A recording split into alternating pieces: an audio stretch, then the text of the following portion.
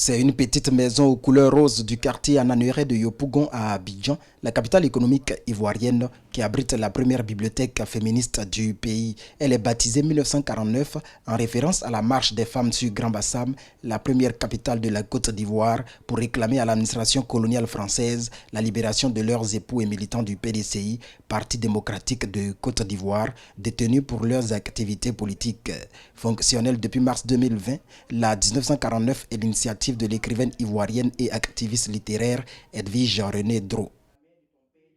Le premier bouquin publié par un homme en Côte d'Ivoire, c'était en 1933. Le premier bouquin publié par une femme en Côte d'Ivoire, c'était en 1980. Donc, il faut bien combler l'écart quelque part. La bibliothèque a pour mission de déterrer et d'amplifier les contributions des femmes noires afin d'inspirer les générations présentes et futures.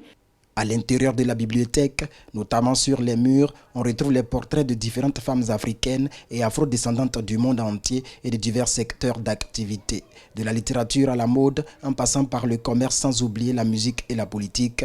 Bref, les femmes fortes du monde noir de tous les domaines sont à l'honneur au sein du 1949. On peut citer par exemple l'artiste interplanétaire sud-africaine Myriam Makeba, Oprah Winfrey des États-Unis, les Amazones du Bénin, Mariam Abba, la célèbre écrivaine sénégalaise Marie Coré, l'une des meneuses ivoiriennes de la marche sur Grand Bassam, les Nana Benz, ces femmes d'affaires assez puissantes du Togo, toutes incarnent ici la persévérance, l'ambition et la réussite. Ces icônes ont toutes des trajectoires différentes, racontées dans des romans ou non, mais elles incarnent de diverses manières le féminisme.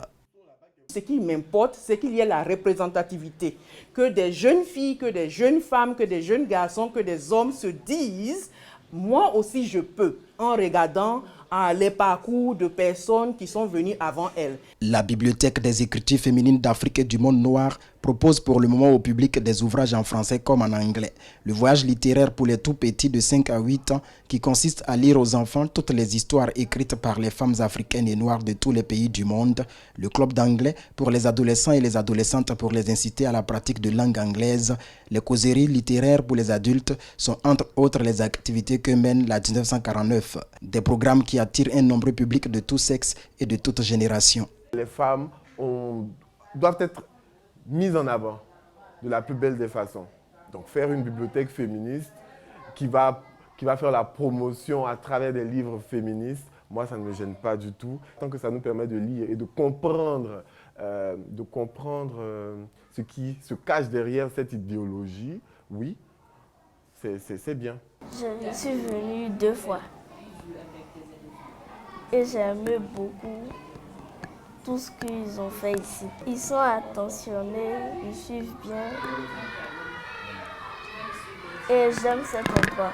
En rappel, en 2022, la Côte d'Ivoire compte 20 bibliothèques publiques, soit une bibliothèque pour 1 300 000 habitants, ce qui est encore très insuffisant pour la promotion du livre selon des spécialistes.